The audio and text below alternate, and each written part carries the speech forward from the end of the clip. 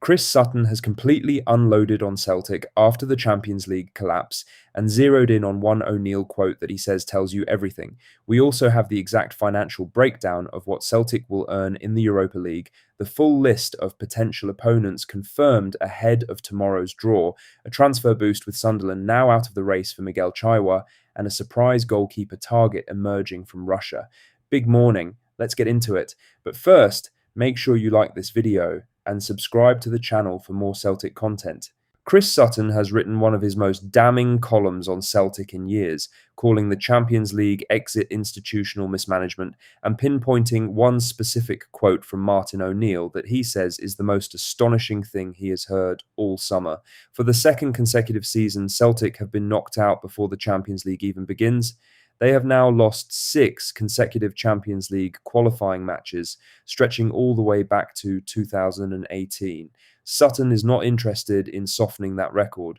Writing in Record Sport, he said, "It's no coincidence Celtic have now lost 6 Champions League qualifiers in a row. I don't care how much it upsets them to hear it, but it's mismanagement. How can it be anything else? Because for all the performance was woeful the other night, the underlying issues magnified it." The quote at the heart of the column is the one O'Neill delivered in the build-up to the second leg in Linz. The manager admitted Celtic were a million miles away from the finished article, 1 week before the biggest match of the season. Sutton's response was blunt. That's an astonishing admission. The big question is why? Why are Celtic not closer to where they want to be going into one of the biggest, if not the biggest, game of the season? It's because yet again they have gone into a Champions League qualifier without the necessary tools. He won't say it, but he has been let down. He was not letting the players off either. Celtic gave up 40 shots across the 2 legs, which Sutton called ridiculous. Haitham Hassan did not play a single minute in Linz because he had not had a pre-season under his belt. Arne Engels was sold days before the first leg. These are not the conditions of a club that is serious about Champions League football. Sutton's conclusion is clear. O'Neill won the league and the cup last season against all expectations and deserved a squad that matched his ambition.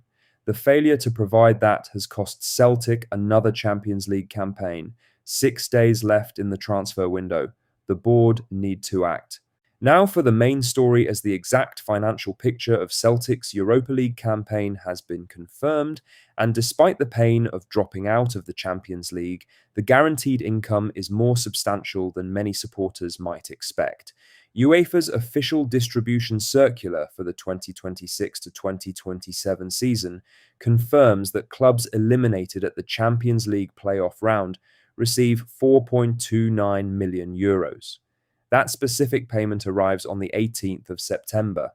Celtic's automatic entry into the Europa League phase then brings a further €4.31 million as a starting fee, with the bulk of that, €4.14 million, arriving on the 25th of September.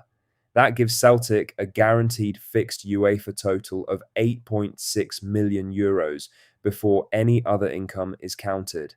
That figure does not include the value pillar payment, which UEFA calculates separately using each club's broadcast market value and historical coefficients. That number has not yet been confirmed for Celtic, meaning the real guaranteed total will be higher than €8.6 million once it lands.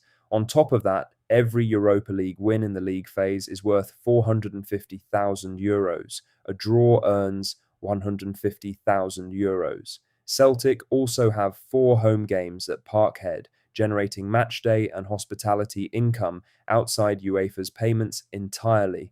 There is one thing supporters and the board both need to understand clearly. Almost all of that fixed UEFA income arrives after the September 3rd transfer deadline.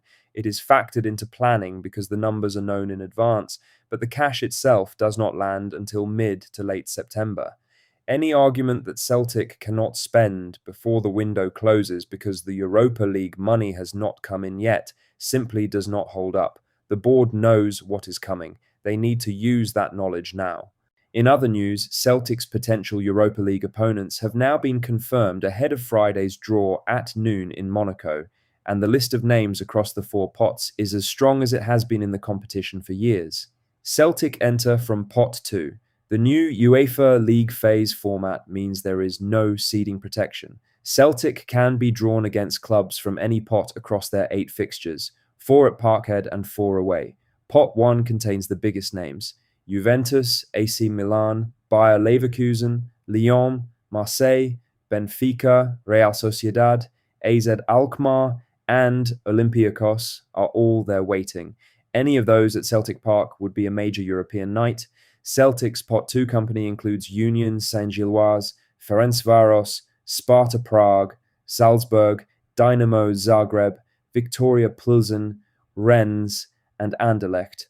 Pot 3 features Crystal Palace, Bournemouth, and Sunderland, meaning a Premier League fixture is a genuine possibility. Pot 4 includes Besiktas, Hoffenheim, and Hapoel Be'er Sheva. There is also a critical deadline that supporters need to know. Celtic's Europa League squad must be registered by midnight on Wednesday, the 2nd of September.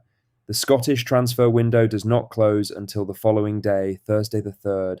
That means any player signed after the UEFA deadline can play domestically, but cannot feature in the Europa League phase at all. With Celtic still expecting to complete multiple signings before the window closes, that 24-hour gap becomes very important if any deal runs to the last minute. Friday's draw at noon. The opponents are confirmed. Celtic find out who is coming to Parkhead. In other news, Celtic have received a clear boost in their pursuit of Hibernian midfielder Miguel Chaiwa after Sunderland officially ended their interest in the 22-year-old and moved on to a different target entirely. Celtic News understands Sunderland had Chaiwa identified as their backup option for the holding midfield position. Their preferred target was Jules Ahoka from Royal Antwerp, a 20-year-old Congolese midfielder who has now been officially signed by Sunderland on a long-term contract. With Ahoka through the door, Sunderland have no further need for Chaiwa, and the interest is finished. That removes one of the few realistic alternatives that could have pulled Chaiwa away from Celtic this window. Celtic News has tracked this situation since the start of the year. Talks between Celtic and Hibs took place in January and again later in the season, with the fee the consistent sticking point. Celtic News understands a figure of £4 to £5 million could have been enough to progress negotiations, and Chaiwa's agent told Celtic News directly that around £3 million might be sufficient to complete a deal. The same agent was explicit that Celtic is a club the player wants to join and does not turn down. No agreement has been reached with Hibs at the time of writing. With the window closing September 3rd and Sunderland now fully out of the picture, the door is open for Celtic. The question is whether the club walks through it. Lastly, Celtic have been linked with a surprise goalkeeper target in the final days of the window, with Russian journalist Ivan Karpov reporting that the club is interested in Denis Adamov of Zenit St. Petersburg. Adamov is 28 years old, the established number 1 at Zenit, and is reportedly open to a move into European football. The Europa League would be on offer at Celtic, and reports suggest the 28-year-old views that as an attractive destination. His contract at Zenit is entering its final year, which would lower the asking price considerably and give Celtic real room to negotiate. One detail that stands out in the reporting is Adamov's development background. He came through the goalkeeping academy at Krasnodar, the same system that produced Matvei Safonov before his move to Paris Saint-Germain. The academy's reputation is well regarded, and Celtic News highlights it as one of the factors behind the club's interest in Adamov specifically, and the context behind the search is obvious. Viljami Sinisalo conceded 5 goals in 120 minutes in Linz. He has performed adequately in the opening Premiership fixtures, but the LASK result has reignited serious questions about whether he is the right long-term answer. Goalkeeper strengthening has been on Celtic's list all summer and has not yet been resolved. There are no confirmed bids, no advanced talks, and no personal terms agreed at this stage. This is reported interest from the Russian media, but with 6 days left in the window and the position still open, Adamov is a name worth watching. That's all the latest Celtic news for today. Make sure to hit that like button, subscribe if you haven't already, and drop a comment